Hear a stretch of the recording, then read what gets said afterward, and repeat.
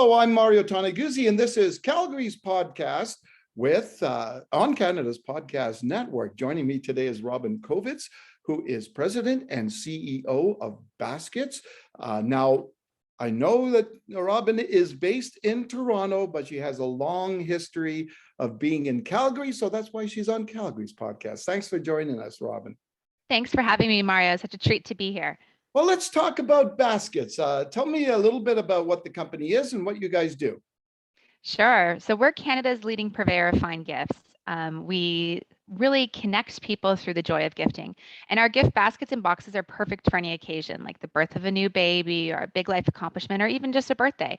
We ship all across Canada and the US. In fact, we send lots of gifts to Calgary, my hometown where I was born and raised. And we really aspire to make wow factor gifting quick and easy by sourcing the highest quality products, using best-in-class systems, and always providing top-notch customer service. Okay, tell me a little bit about the growth of the company over the last few years, and you've won a few recognitions in that area as well. Yes. So I purchased the company in 2014, and it was at a time when I just had my first child and I was receiving a lot of gift baskets.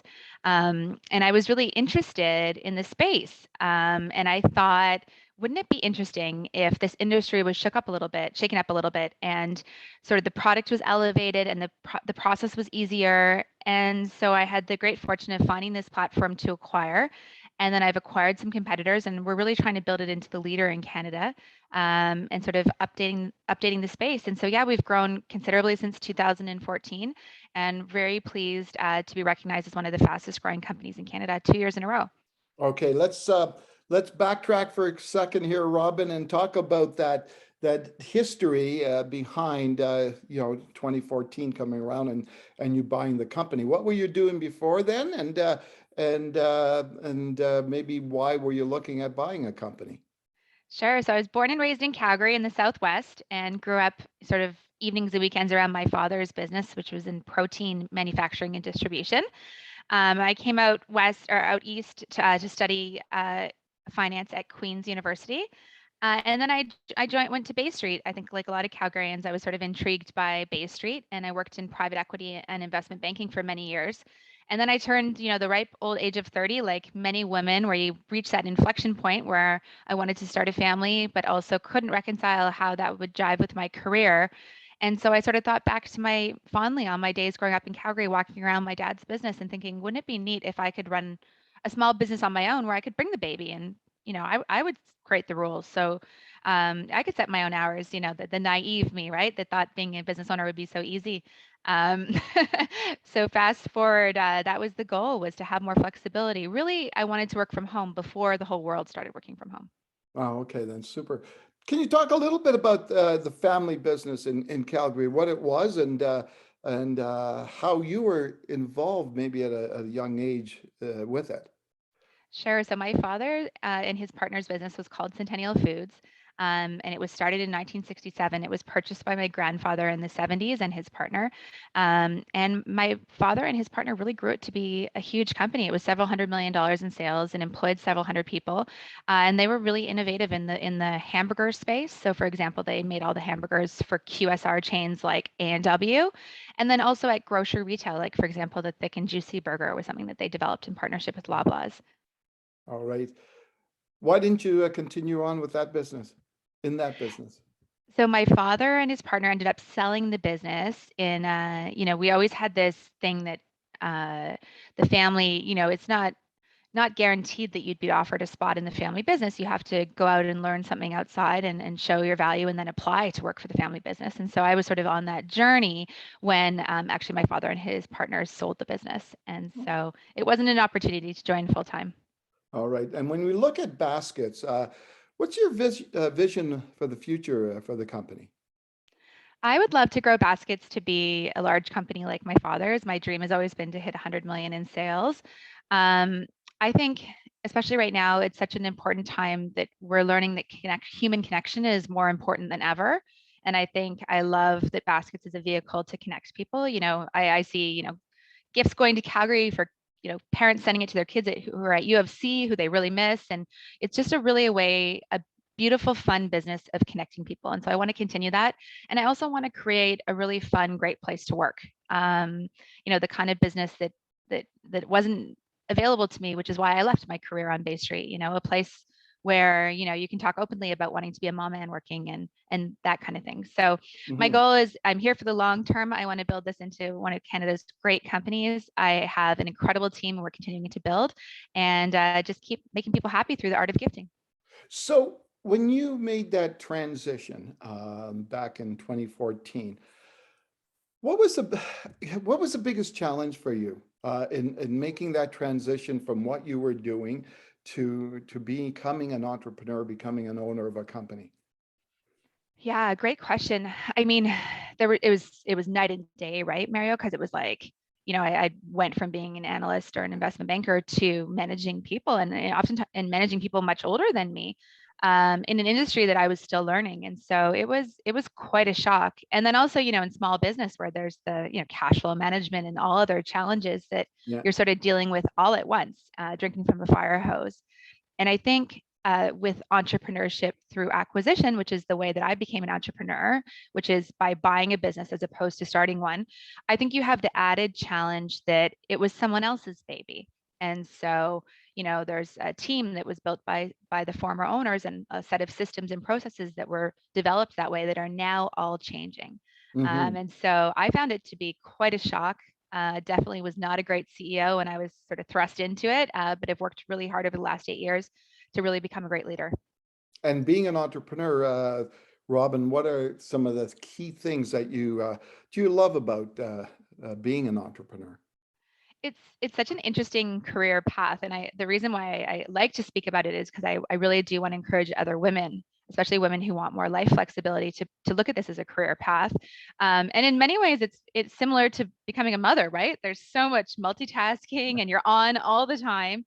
So I think what I love about it is the excitement. I think every day is different, and if you enjoy solving problems, you're just constantly solving interesting and new dilemmas and problems. The hard part, of course, is the ups and downs. And, Yeah. every day there's some sort of disappointment or problem I can't solve, or someone saying no about something. And you have to really learn how to roll with it, let it roll off you, and get back up. Hmm. What about some of the m- biggest challenges, I guess, you've faced as being an owner, and obviously you've gone through some difficult times in the world, so, with the pandemic and stuff. But what have been, some of the biggest hurdles or obstacles that you've had to overcome being an entrepreneur? Yeah, another great question. I mean, just so many. And when I was, in an office tower downtown, I didn't imagine these types of scenarios. So, for example, our Instagram account was hijacked by pirates and ransomed, and we had to pay a ransom in Bitcoin. Like, Oh, just you can't even write a movie with these things, right? yeah, Like yeah, we exactly. we had a container on that boat coming from overseas that caught on fire and sunk. Just like the weirdest, strangest business problems. And so, then quickly figuring out how to make and procure 40,000 bows without a lot of notice, Yeah, becomes. yeah. So I think, there are endless sort of interesting and crazy situations that I'm constantly dealing with. So, throughout this journey, I guess, and becoming an entrepreneur for yourself, besides perhaps your father, did you have any other mentors out there that either personally or mentors that, through books or something like that you kind of followed their advice? Yeah, so I'm really big on sort of working, a lot of people work on their strength or play to their strengths. I really work on my weaknesses. And so throughout my whole life, I've been so lucky to have tons of mentors in different areas, who've really helped me get to where I am. I think in terms of entrepreneurs, I really admire, of course, there are many, but in terms of female entrepreneurs, I really look up to Sarah Blakely from Spanx in the US. She's built $1 billion business her way, and really shown that there is some value in sort of the female style of leadership. I look up to Whitney Hurd in the US too, who just took Bumble public with a baby on her lap. In Canada, Michelle Romana and Joanna from Nix is amazing, and Michelle from Clearco. I think it's a new exciting time where these female entrepreneurs are changing the rules, and it's going to be really exciting to see what comes out of the next 10 years. Well, you mentioned female leadership styles. How do you think you're different, being a female? How do you think you're different in terms of your managing of people compared to, say, a male counterpart?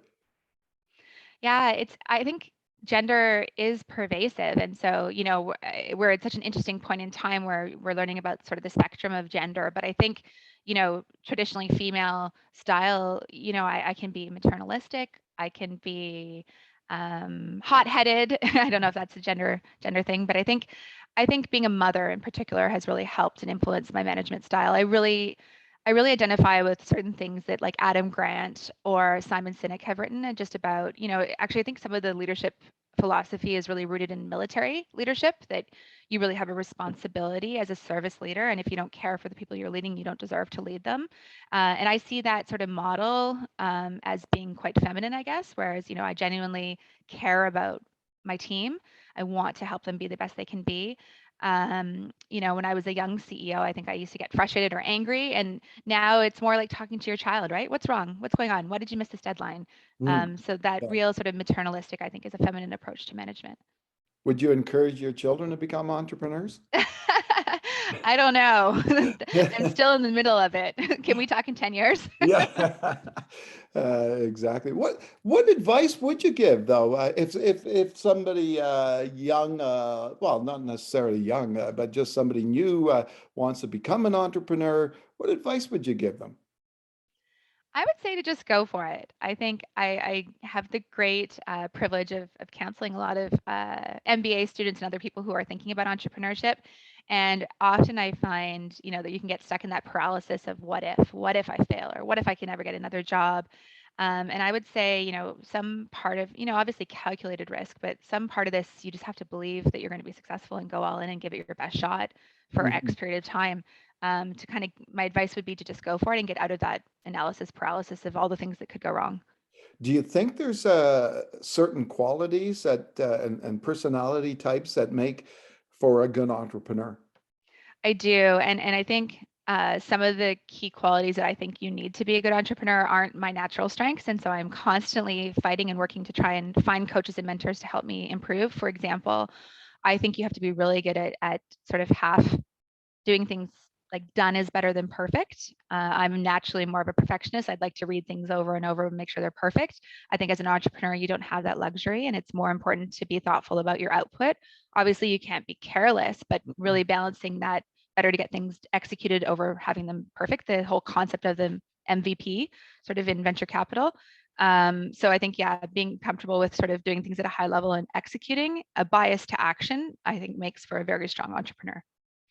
Wanted to go back a little bit to motherhood because I found it interesting because so for all our listeners here, I talked to Robin recently for another story, and I just found her story quite fascinating about how motherhood changed, feelings about the careers and career path, and coincidentally, Robin, a couple of weeks after we talked, I had almost the exact same conversation with a lady in Calgary named Emma May, who was a lawyer, also a very strong political person. She was almost like in Premier Jim Prentice's government as an advisor type role with the Prentice. And then she started up a real estate company, being a realtor. But everything changed, over time, and because of motherhood. And she is now a fashion retailer. She runs a company called Sophie Grace. But I thought that was an interesting story. It was very similar to yours, in many ways. Do you think we're going to see more and more opportunities now for women that who become mothers to look at entrepreneurship as a career path, as opposed to being a lawyer, being an investment banker, or that 9 to 5, 17-hour a day job type thing? Yeah, I think we're at a very exciting time with the rise of things like Shopify, which make it so lowers the barrier to entry to starting a business. And the sort of rise of the side hustle where a lot of people are doing little shops and things on their own, Etsy, for example. Yeah, I really do think that women are uniquely suited to be entrepreneurs, and I think we're at a point in time of society and technology and information where it's sort of a perfect moment in time, and I'm excited to see what the next 10, 20 years looks like. I mean, Mhm. 10 years ago when I set out to do this, there was no way I could have raised money, Mario. Like I would have been laughed out of the room. And to see someone like Joanna Griffiths from Nix raise $53 million while pregnant with twins is just mind blowing. And I have an 11-year-old daughter, so I'm very excited to see what this means for her. I am so excited to see what the next level of entrepreneurship means for women. I think a few things still need to continue to evolve. I think, for example, the venture capital world has done a great job of exposing the bias that exists and how much more difficult it is for women to raise venture capital. And I think something that I'm working on is really exploring how much more difficult it is for women to raise debt capital too. I think there is sort of an inherent bias of can you do this while you're a mom, while you're that's this gender bias that I think really is prevalent that hopefully will erode over the next decade. Okay, super. So, Robin, before we sign off here, I'm just curious. You're obviously quite busy, being an entrepreneur and owner of a national, international brand, so to speak, and obviously being a mother and with children. Do you have time to do anything else? Like, do you have any other interests besides work and family? Or I do. I do. I can't pretend to have a lot of balance right now in my life because between my kids and my business, which I affectionately call my third child, there's not a yeah. lot, and my husband, there's not a lot of time left over. But yeah, I love playing soccer. I love watching my kids play sports, and I really love designing. So Baskits fills that sort of itch for me. So a lot of the sort of designs and things are more my passion and hobby and spare time in quotes. So you do much of the designing as well. Yes, I do. Wow. Where does the inspiration come for these? All over the place. Pinterest, walking down the street, House and Home magazine, love Linda Reeves. Yeah, I just think I'm inspired to come up with really high quality things that I would love to be gifted. Okay, then. So that's kind of the using the both sides of the brain, I guess, right? The creative side and the logical side, right? Yes, design is my hobby for sure. Okay, super then. Anything else you wanted to mention, Robin, before we close today? I think I just wanted to thank you again for this opportunity, Mario, and also the article that you did, which was so lovely. And I wanted to kind of close with just a little note for Calgarians. I remember, being in Calgary and being so intimidated by the rest of the world because it seems like sometimes it can feel like Calgary is small and that the rest of the world is unachievable. And I just want to say, like, go for it. Here I've moved to Toronto and made a go of it. I know so many Calgarians who have moved to other New York or other big cities and done things. So obviously Calgary is an incredible city, and if you want to stay there, that's great too. But if you have aspirations of going somewhere, don't stop yourself. Go for it. All right, super. Thanks, Robin, for joining us today. Thanks, Mario. All right, that was Robin Kovitz, who is president and CEO of Baskits. I'm Mario Taniguchi. This has been Calgary's podcast on Canada's Podcast Network. Thanks for joining us today.